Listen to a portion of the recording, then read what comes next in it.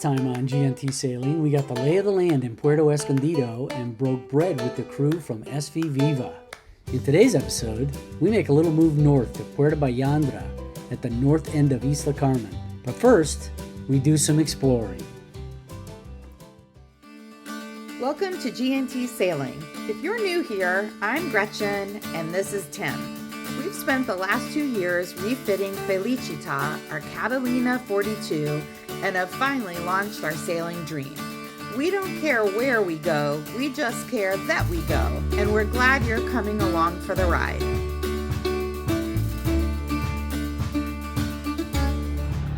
Today is a fun day. We are headed to Loreto. We're renting a car with our friends Marie and Pierre from SV Viva, and we're gonna go check out a mission that's up in the mountains and then go to Loreto and hit the grocery store, check out the town, probably have a meal. Good day. Yeah, fun adventure.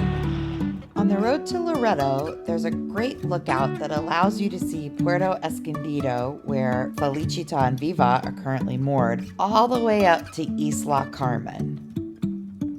If you've spent any time in Mexico, Central and or South America, you'll be no stranger to seeing altars everywhere you go, given that 78% of the population identifies as Catholic.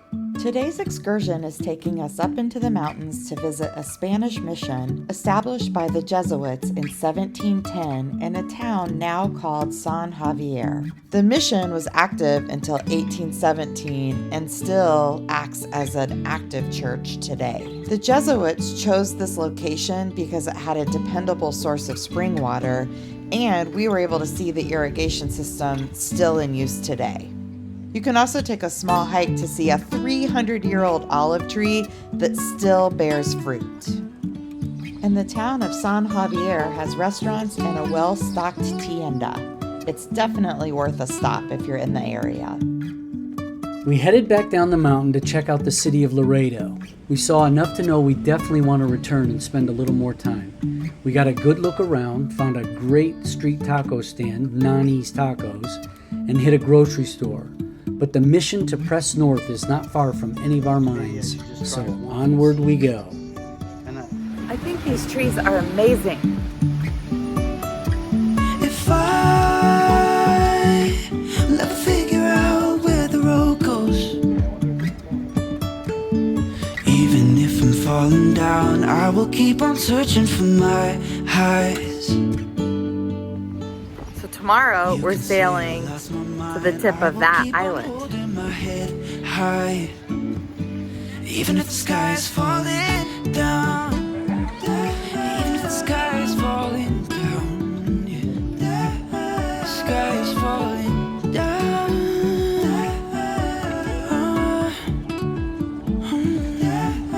So we are getting ready to leave Puerto Escondido, gonna bring the dinghy up and then have to go get fuel. And then we are continuing our trek north. Another beautiful day here in the Sea of Cortez.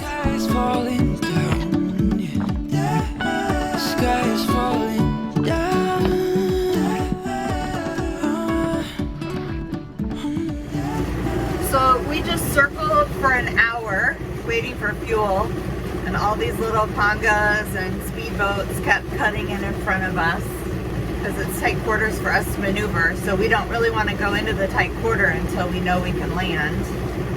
But either the speedboats are clueless or they're totally not clueless, but they're pretending they're clueless. That was a little bit of a drag, but fortunately we only have 16 miles to go today, so we've got plenty of time. We're pulling out of Puerto Escondido around noon. We're headed to Balandra at the top of Isla Carmen, the north end of Isla Carmen, almost right across from Loreto.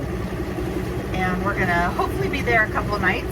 I would, except for getting to the fuel dock, which has nothing to do with the marina.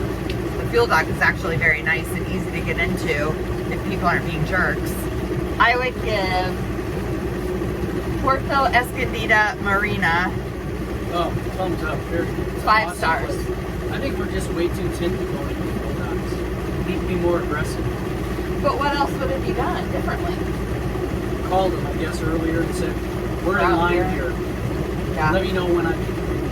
Yeah. The nice thing is not working. Fortunately, this is just the third time we've gotten fuel.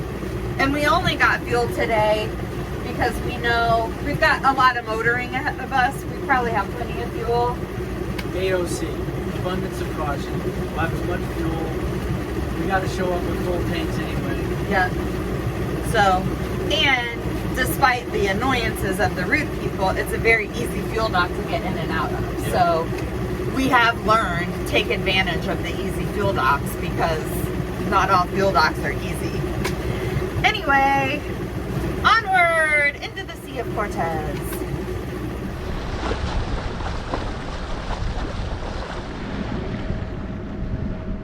View from the cockpit. I am sure that the majesty of those mountains does not really come across, but it is incredible here.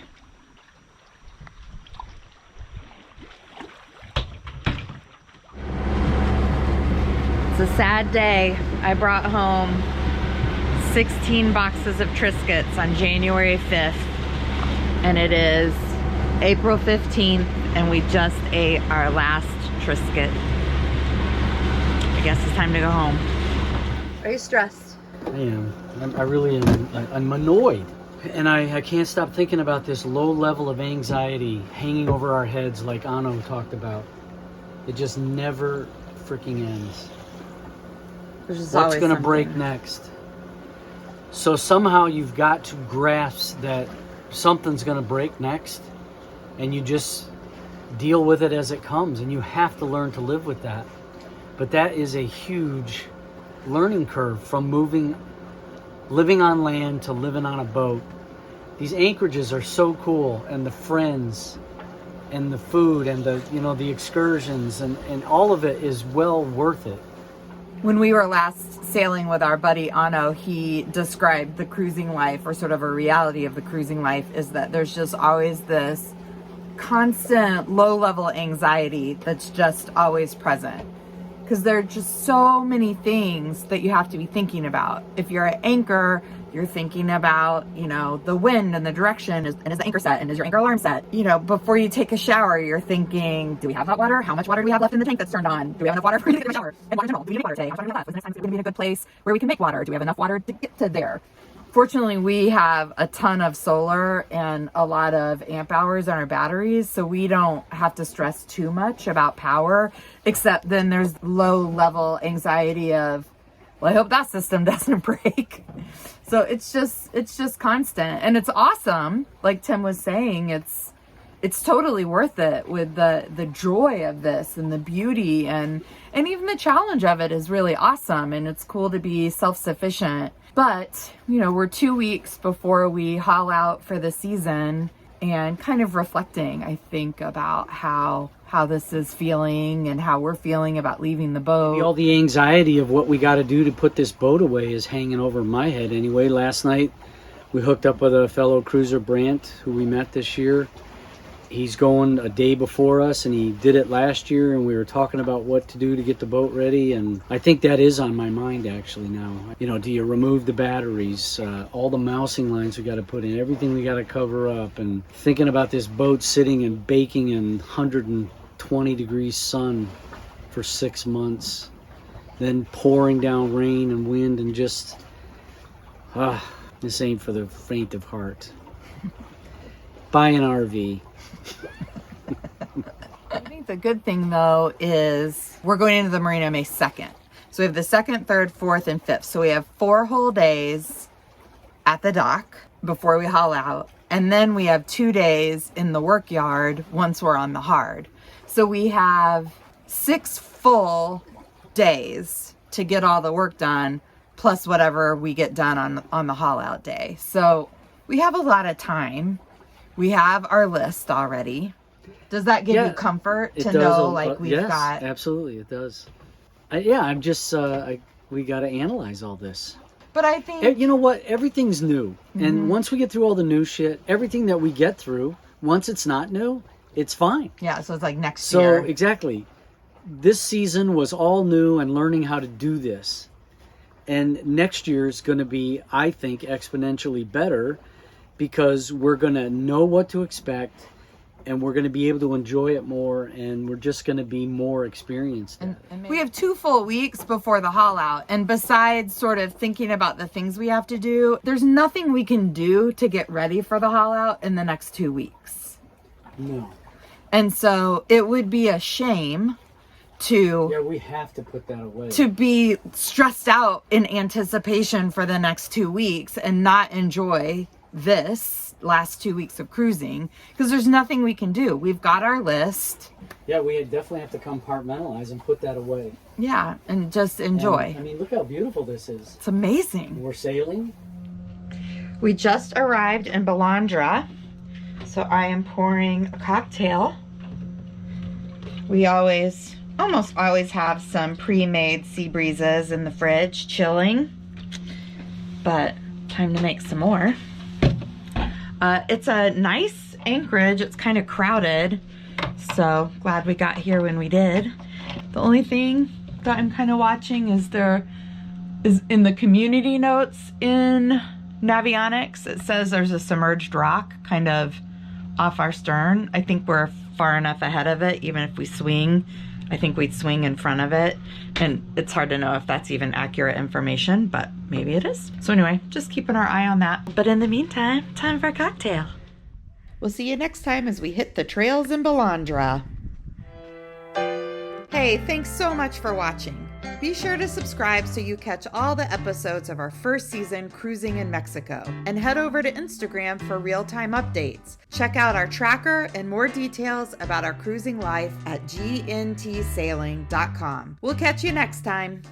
Mexico is Sexico!